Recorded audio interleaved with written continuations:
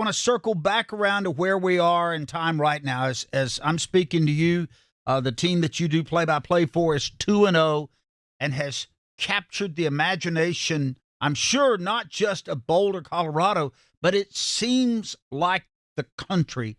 Do you Yeah. realize the cool factor of the moment that you're in, being the voice for the Colorado Buffaloes and Deion Sanders and Sanders Mania or whatever they're calling it?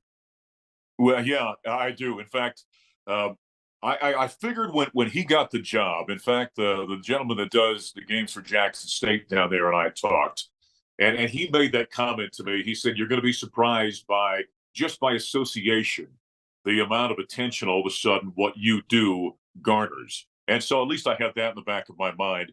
Now it's bigger than even I imagined. I joke all the time that when Coach Prime gets up and makes his eggs in the morning, that becomes a headline story. It's an amazing ability and part of his character that he's got, that he generates energy and attention with whatever he does. But I guess we shouldn't be surprised. I mean, he did that at Florida State as Neon Deion, his prime time, and it's been part of his entire life. And so I expected it to a degree.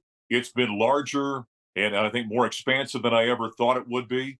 And it's been a bit of an education in that regard. But it is kind of cool right now that the number one story, not just in college football, not just in college athletics, but in sports, is the Colorado Buffaloes, and I get a front row seat, and I'm the guy that gets to kind of narrate the story, if you will. So yeah, it's been a huge blessing, no doubt. How's he been to deal with? He seems like an interesting mixture of humility and flash. Yeah, I think that's an interesting way of putting it that you just did right there. I mean, there's a difference in this, though. I'll say this. When you hire a brand like Colorado has, it's different than the traditional situation where you walk down the hallway, stick your head in, and you say, "Hey, coach, I need this or I need that." That's not how this works. Prime is a brand, and so he's got agents and handlers and assistants and social media people and brand managers and on and on down the line that are around him all the time. When he and I get together and do our show together, for example, on Thursdays, he's phenomenal. But when you've got that many balls in the air that he does all the time, he's got a lot going on. And so his plate's pretty full. And you're not sitting down and having a long, just one on one, shooting the breeze kind of conversation.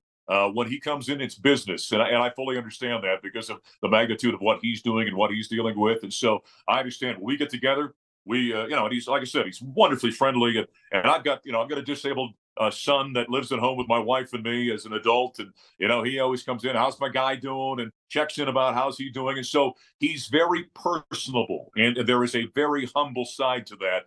But Coach Prime and Neon Dion, that all comes out, and you understand why he is where he is then when the lights come on and the cameras go on.